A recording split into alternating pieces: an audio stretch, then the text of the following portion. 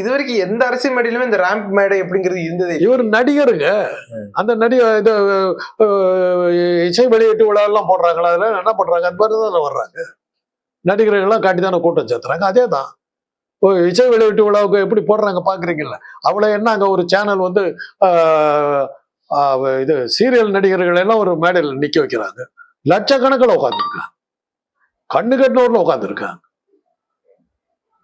Serial நடிகர்களுக்கு அவ்வளவு வருதுன்னா விஜய்க்கு வராத. அவ்வளவுதான் பாயிண்ட்.